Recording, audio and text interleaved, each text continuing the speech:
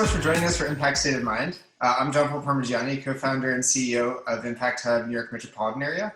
Impact Hub New York Metropolitan Area is a nonprofit supporting entrepreneurs and change makers through programs designed to help impactful ideas succeed.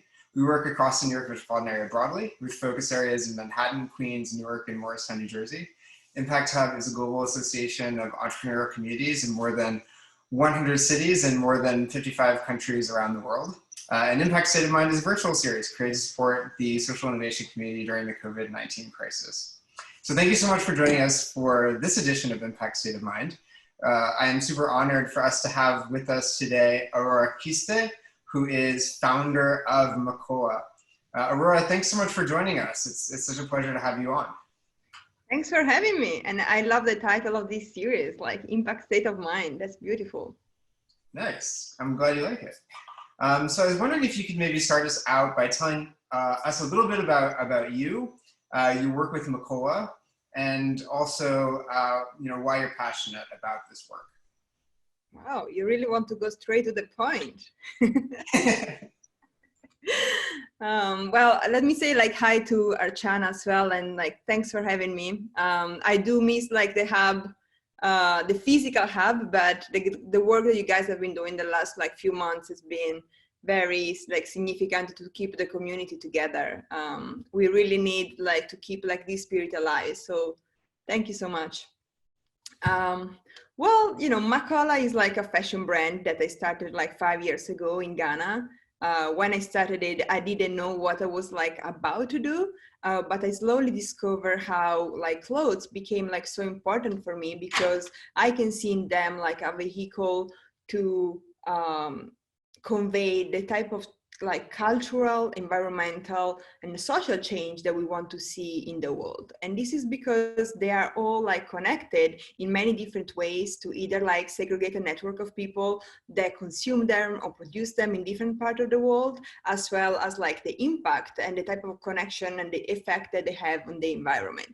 And so I got very passionate about creating a fashion brand that can reflect my values, as well as trying to help women to portray themselves in a way that they feel comfortable with. And this implies both the aesthetical part, something that makes us feel comfortable, something that is practical, that doesn't require dry cleaning, but also something that we love because we know who is behind. We know who made them, we know the story of the fabric, and we also know that by buying something that makes us beautiful, we're not compromising on the footprint that our clothes have.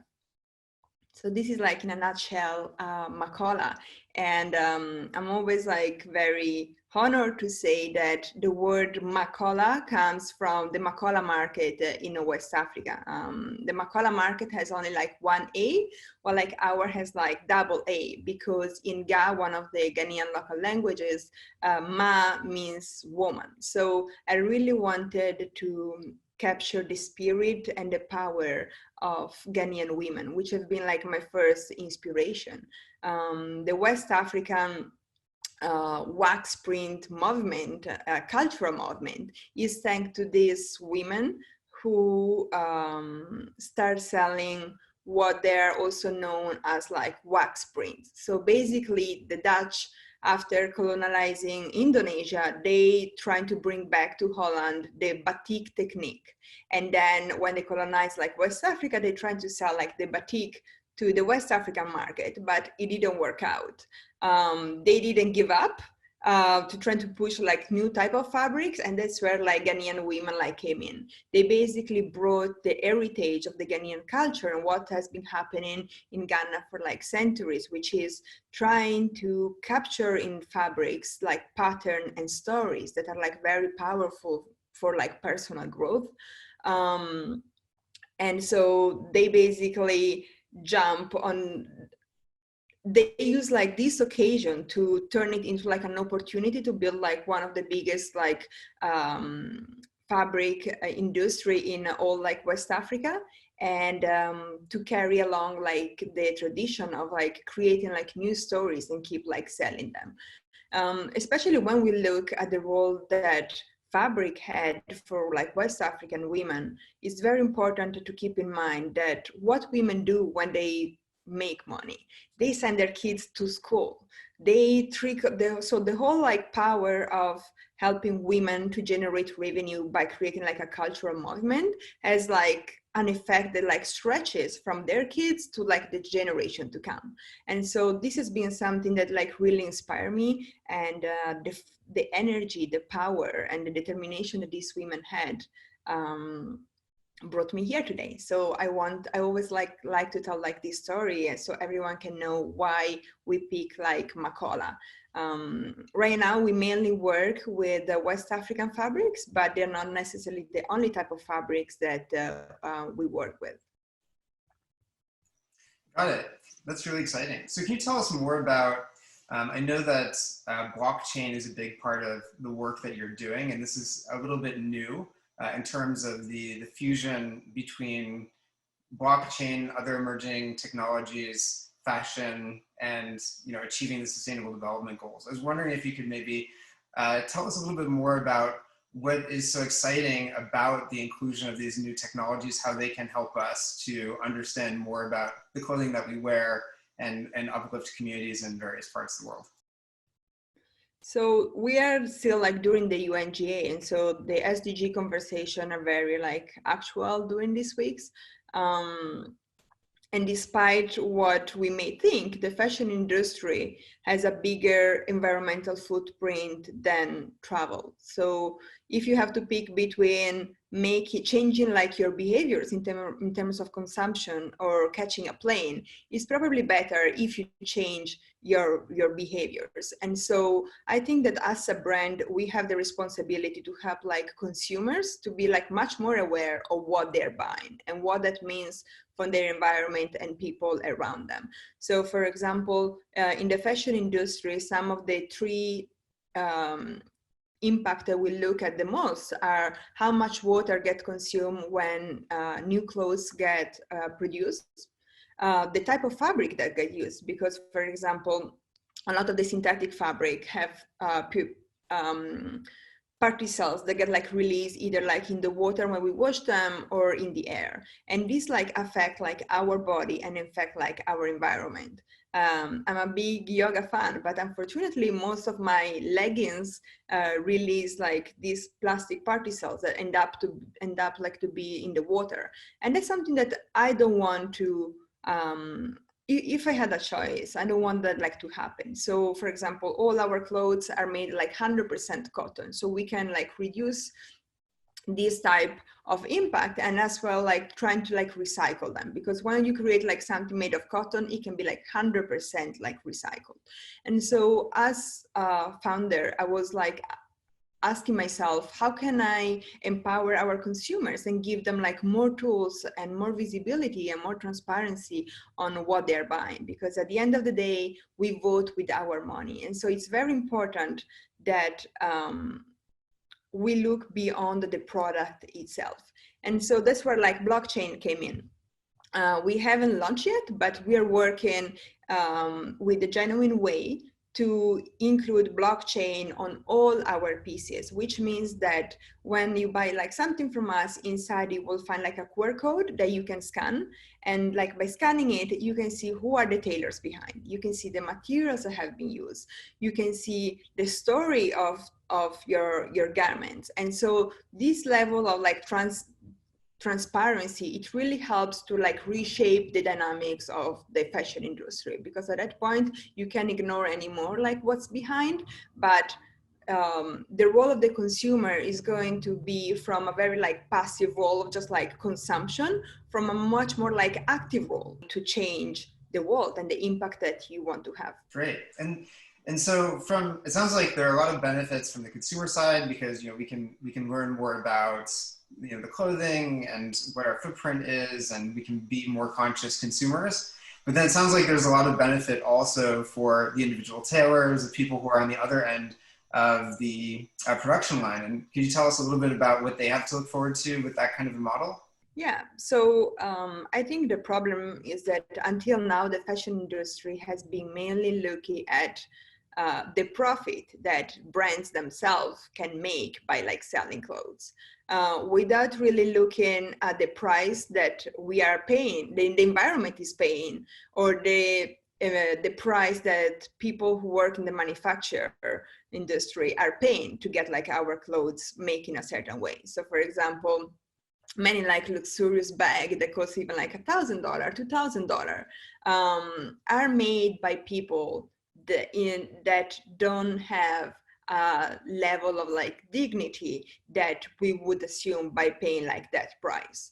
And so it's very important that we trying to create like this culture and be like very aware of the price that the environment and people that are involved pay for like something that we own and buy. Got it. Can you tell us maybe any of the stories of some of the tailors that you work with? I know that you work with a lot of people who have been able to get more recognition in some way for the work that they do. I was wondering if you could maybe tell us about any of your tailors and what their experience has been. Ghanaian tailors are some of like the best tailors, just because they constantly like create new pieces for Ghanaians. It's like part of the culture to get something that is like custom made. And this is another of those like factors that really drawn me to work more like in Ghana and help like these tailors to sometimes elevate the type of skills, because most of the time Ghanaians get like something made for like a ceremony or like a special occasion. But in our case, we do everything that can go from like a business outfit to like a casual outfit or a special occasion as well. So our work with the tailors has been like to help them like explore new styles, like new skills that they have, and at the same time help them to connect with the global market, because Maakola is mostly like made in Ghana, but our customer base is both European, American, and also like partially like African. So it's very important for me to help these tailors to understand that because of their skills, because of their knowledge and their work, they are part of the global economy, even though most of the time they don't feel part of it, just because of the physical and infrastructural constraint that they work within. To give you an example, electricity sometimes is still like a problem for our tailors. It comes and it goes. This means that they're not always like connected to the internet, or the type of like use that they do of like internet is more like to build stronger like social connection within like their community, or to consume content instead of like exploring what the market like looks like. And so what I'm trying to do, even like with the blockchain, is trying to first of all like formalize some of the work that these like tailors are doing and digitize it and bring it like make it available for everyone. Which is, you know, I'm Italian, which means every time someone sees my passport, they recognize, they connect with me because of pizza, because of cafe, because of like a soccer team and the famous like Italian made trademark that we have. So I think by using like technology in this way, we can also try to reverse some of the connotations that and some of the stereotypes that have been reinforced, unfortunately, for like centuries towards like Africa. Got it. So speaking of stereotypes, the UN Sustainable Development Goals, the high-level weeks of the UN, we know that there's been a movement finally of the larger corporations to enter the more sustainable fashion space, right? There's a little bit of, you know, some people say there's some greenwashing going on. You know, some people are excited about it. What is your perspective? Are you excited about some of the attention that you know, sustainable fashion has gotten in this General Assembly and all these events that are taking place on the fringe? Or are you more skeptical? What's your view? I still think that the fashion industry, or more in general, the beauty industries, are moving so much money around the world, but they're like they have like very little regulation. So we need to have like more conversations about the responsibility that beauty brands carry. Um, for example, most of the major brands weren't able, because of the pandemic, they weren't able to have like 4 collections per year, so they cancel like this summer collection, and some of them are like reducing their like winter collection. This means that probably millions of people like in Bangladesh or in India remain like without a job, and these people don't have any like safety net. So it's very important that we talk about the responsibility that fashion brands have, and what does it mean to match like the market demand and the supply. So this is just the beginning of, I hope, just like the beginning of more conversation regarding the responsibility that beauty brands have towards like the SDGs. And we're talking about consumption. We're talking about the impact on on ocean water, the impact like on land, and like strategic partnerships. One of the things that really struck me from talking to you earlier was that you've mentioned how quickly people turn over the clothing that they have in average.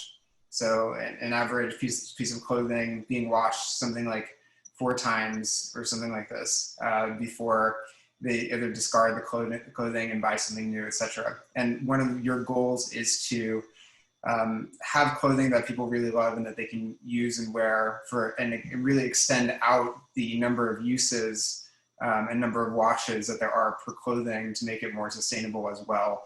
Can you tell us a little bit about that and maybe some of your concerns in that arena? Yeah, so part of the metrics of the sustainability fashion is like the lifespan of like garments, because once that we produce something and there's like so much water that get into making a pair of jeans or a shirt, we need to make sure that we also like optimize this type of resources. And unfortunately right now, the average lifespan of a garment is just like 7-8 months, which we estimate means a person wear it like 4 or 5 times and then they discard it.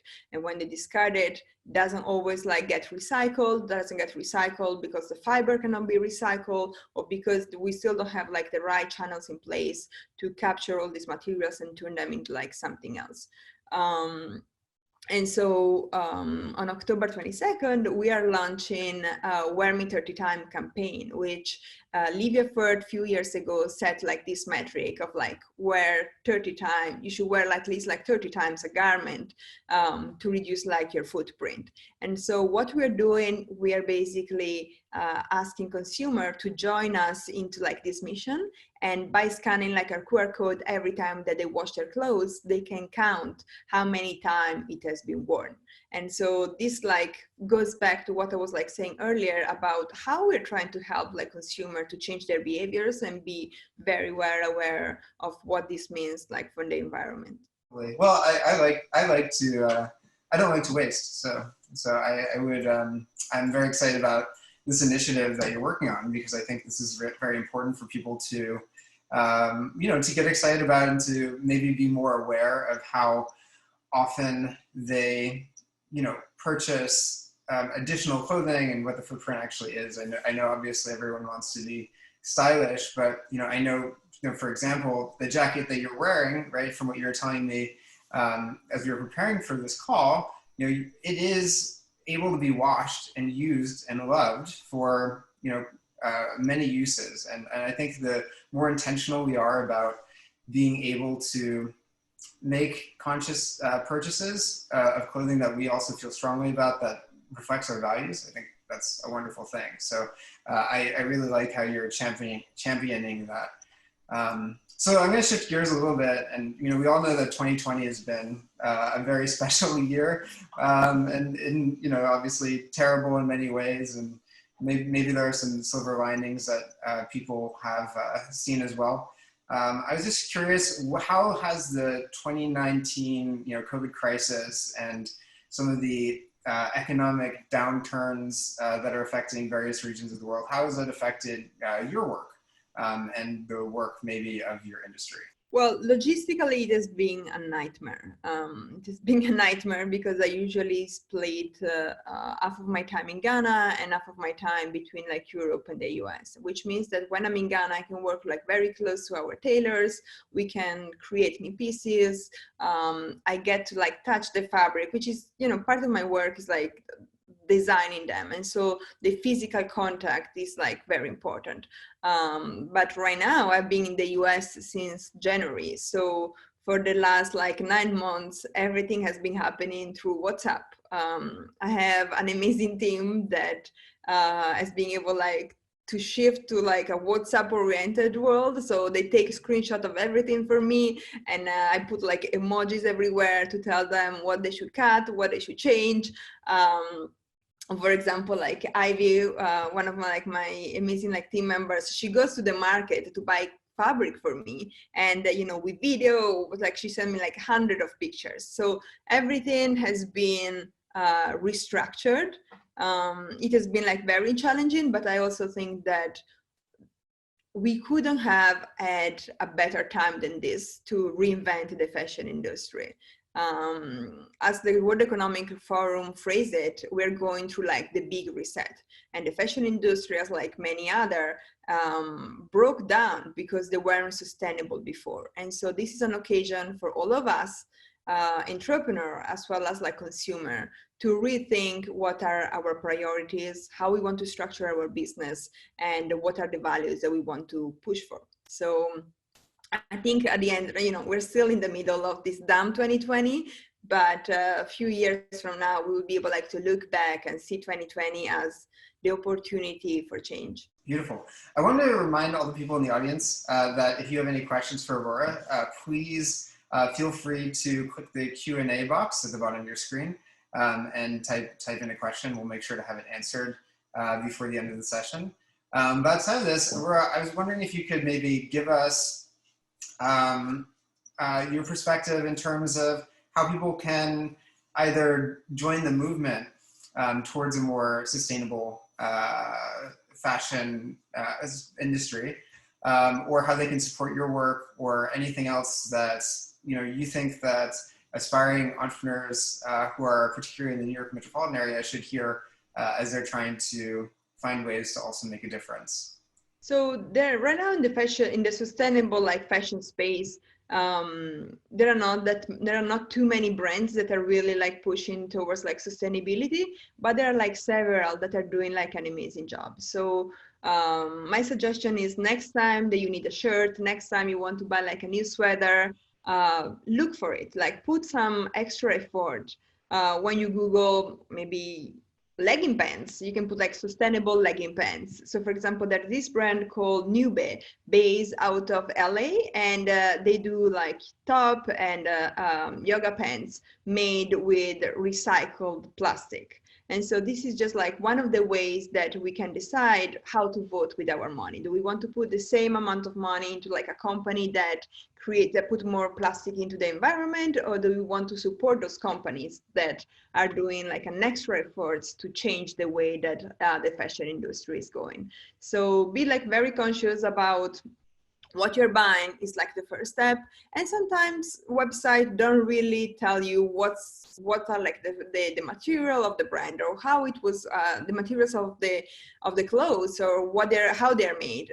Ask this question. I think, start like showing how consumer can be much more critical towards brand, help the industry to be shaped in a different way. Aside of this, we should, before buying anything, we should ask ourselves, do we really need to buy something new? How is that going to add an extra value to my life? I wore this jacket for last year, like UNGA. I wore it like in Davos in January. I wore it like a couple of days ago when we had our event. And it's, it's like just like my go-to jacket for most of like business meetings, because it's very comfortable, and I like it. And I'm proud. I'm not ashamed of wearing the same clothes over and over. I want people to start like looking at me and say, oh, Aurora loves extending the lifespan of her clothes, and because the quality is like so good, she's able to wear it 50 times.